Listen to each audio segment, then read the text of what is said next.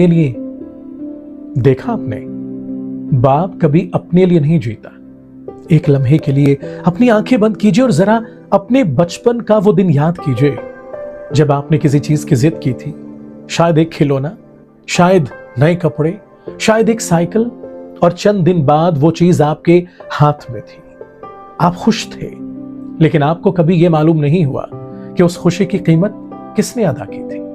शायद आपके बाप ने अपनी नई कमीज नहीं खरीदी, नए जूते नहीं खरीदे, शायद उसने अपनी कोई ख्वाहिश मार दी थी, शायद उसने इजाफी घंटे काम किया होगा, या शायद उसने दोपहर का खाना नहीं खाया होगा। उसने सिर्फ इसलिए खुद पर खर्च नहीं किया कि उसका बच्चा महरूम न रह जाए। यही तो बाप होता है, वो अपनी ख्वाहिशात को खामोशी से दफन कर देता है ताकि उसके बच्चों की ख्वाहिश जिंदा रह सके। मगर वक्त अजीब इंसाफ करता है। वही बाप जो कभी बच्चों की हर जरूरत पूरी करता था, एक दिन अपनी ही औलाद के सामने अपनी जरूरत बताने से पहले सोचता है। वो पूछता नहीं, सिर्फ देखता है।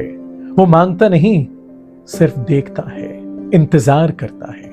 और कभी कभी उसकी सबसे बड़ी ख्वाहिश सिर्फ इतनी होती है कि उसका बेटा या बेटी 5 मिनट उसके पास बैठ जाए। सोचिए, जिस इंसान ने आपको चलना सिखाया उंगली पकड़कर, अगर एक दिन वो खुद सहारे का मोहताज हो जाए तो क्या उसका सहारा बनना एहसान है? नहीं, ये कर्ज भी नहीं, ये शर्फ है। याद रखें, मां बाप कभी अपनी कुर्बानियों का हिसाब नहीं मांगते, लेकिन वक्त जरूर पूछता है कि जब वो कमजोर हुए थे तब तुम कहां थे। और हमेशा एक बात याद रखना, जिस घर में बूढ़े मां बाप मुस्कुरा रहे हों, उस घर पर अल्लाह की रहमत खामोशी से उतर रही होती है।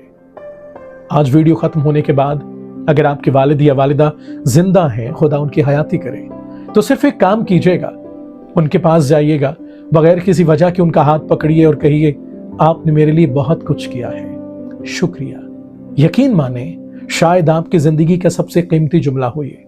और अगर आपके माँ बाप नहीं हैं तो एक सूरह फातिहा उनके लिए पढ़ लीजिए।